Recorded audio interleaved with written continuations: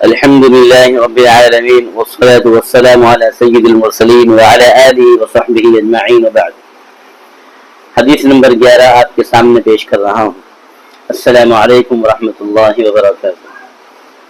عن طلحة بن عبید اللہ رضی اللہ عنہ قال قال النبي صلى الله عليه وسلم إني لأعلم كلمة لا يقولها رجل يحضره الموت إلا وجد روحه لها روحا حتى تخرج من جسده وكانت له نورا يوم القيامة، رواه ابو يعلى ورجاله رجال الصحيح، مجمع الزوائد جلد نمبر 3 صفحہ نمبر 67۔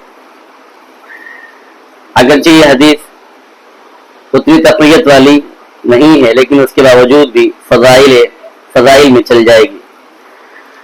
حضرت طلحہ بن عبید اللہ رضی اللہ تعالی عنہ سے روایت ہے کہ نبی اکرم صلی اللہ علیہ وسلم نے ارشاد فرمایا، میں ایک ایسا کلمہ جانتا ہوں جسے ایسا شخص پڑھے جس کی موت کا وقت قریب ہو تو اس کی روح جسم سے نکلتے وقت اس کلمے کی بدولت ضرور راحت پائے گی اور وہ کلمہ اس کے لیے قیامت کے دن نور بنے گا۔ وہ کلمہ لا الہ الا اللہ محمد رسول اللہ ہے۔ اس حدیث کے راوی حضرت طلحہ بن عبید اللہ ہیں۔ طلحہ بن عبید اللہ تیمی رضی اللہ عنہ، ان کے بارے میں ہے جو شخص کسی شہید کو زمین پر چلتا پھرتا دیکھنا چاہتا ہو وہ طلحہ بن عبید اللہ کو دیکھ لے۔ طلحہ بن عبید اللہ تیمی قریش کے ایک تجارتی قافلے کے ساتھ ملک شام جا رہے تھے۔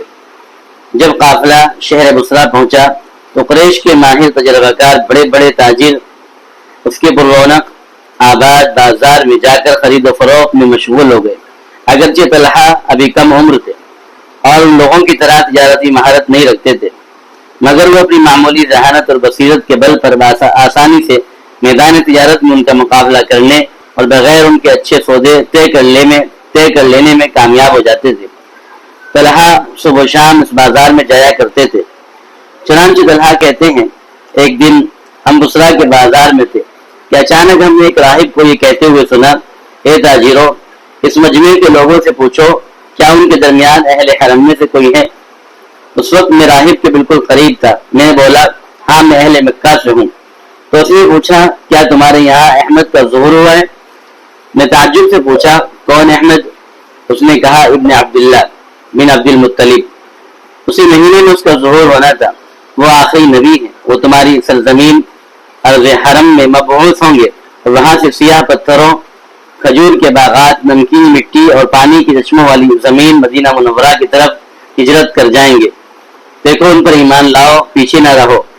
طلحہ کہتے ہیں کہ اس راہب کی یہ بات میرے دل میں گھر کر گئی۔ میں تیزی سے اپنی سواری کے پاس پہنچا، اسے تیار کیا اور تجارتی قافلے کو بصرہ میں اپنے پیچھے چھوڑ کر تیز رفتاری کے ساتھ مکہ کی طرف چل پڑا۔ وہاں پہنچ کر اپنے گھر والوں سے پوچھا، کیا ہماری غیر موجودگی میں یہاں کوئی نیا واقعہ پیش آیا ہے؟ تو انہوں نے بتایا کہ ہاں، محمد بن عبداللہ صلی اللہ علیہ وسلم نے نبوت کا دعویٰ کر دیا ہے۔ وہ کہتے ہیں کہ میں نبی ہوں اور ابو قحافہ کا بیٹا ابو بکر ان پر ایمان لے آیا ہے۔ طلحہ کہتے ہیں کہ میں ابو بکر کو پہلے سے جانتا تھا، وہ نہایت نرم مزاج، ہر دل عزیز اور اپنی قوم کے لیے بہت ہمدرد اور رحم دل تھے۔ میں ان کے پاس پہنچا، میں نے ان سے پوچھا کہ یہ بات صحیح ہے کہ محمد بن عبداللہ صلی اللہ علیہ وسلم نے نبوت کا دعویٰ کیا ہے اور آپ ان پر ایمان لے آئے ہیں؟ انہوں نے کہا ہاں، اور مجھے ان کے حالات سنا کر اپنے ساتھ ان کے دین میں داخل ہونے کی ترغیب دینے لگے۔ اور جب میں نے انہیں راہب کی بات سنائی تو وہ حیران رہ گئے اور کہنے لگے، میرے ساتھ محمد صلی اللہ علیہ وسلم کے پاس چلو۔ طلحہ کہتے ہیں کہ پھر میں ان کے ساتھ محمد صلی اللہ علیہ وسلم کی خدمت میں حاضر ہوا۔ انہوں نے میرے سامنے اسلام کی دعوت پیش کی، قرآن کی چند آیات پڑھ کر سنائی اور دنیا اور آخرت کی بھلائی کی بشارت دی۔ اللہ تعالیٰ نے میرے سینے کو اسلام کے لیے کھول دیا۔ جب میں نے ان کو بصرہ کے راہب کا واقعہ سنایا تو نہایت خوش ہوئے اور اسی خوشی کے آثار ان کے چہرے سے ہویدا تھے۔ پھر میں نے آپ کے سامنے کلمہ شہادت پڑھ کر ایمان قبول کر لیا۔ اس طرح میں چوتھا نوجوان تھا جو حضور صلی اللہ علیہ وسلم پر ایمان لایا تھا۔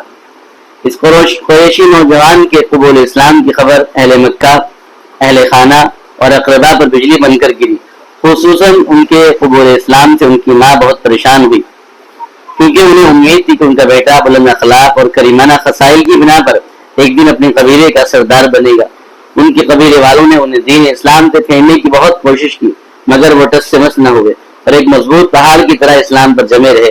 جب وہ لوگ نرمی اور محبت سے اپنی بات نہ منوا سکے تو تشدد اور ایذا رسانی کے ذریعے قائل کرنے کی محنت کرنے لگے۔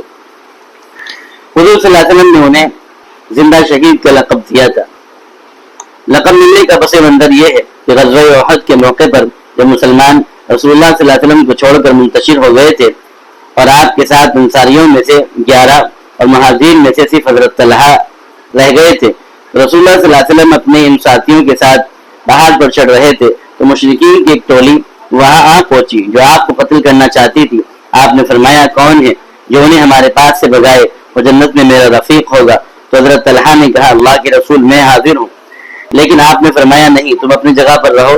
تب ایک انصاری صحابی آگے بڑھے اور انہوں نے کہا اللہ کے رسول میں حاضر ہوں۔ آپ نے فرمایا ہاں۔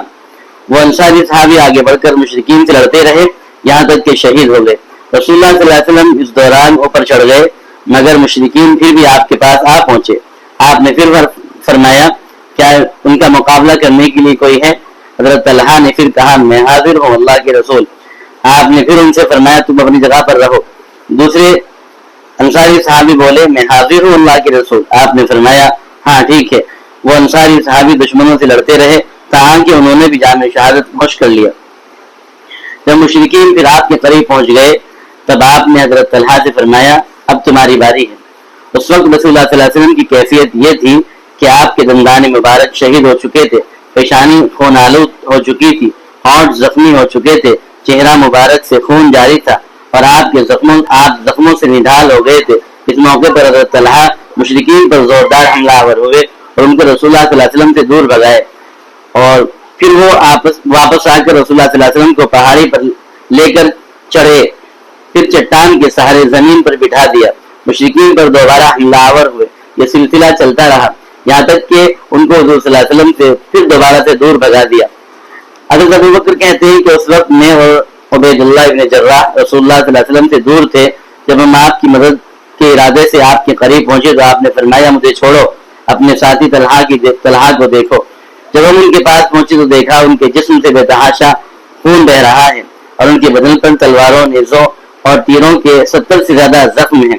ان کی ہتھیلی کٹ چکی ہے، وہ ایک گڈھے میں بے ہوش پڑے ہیں۔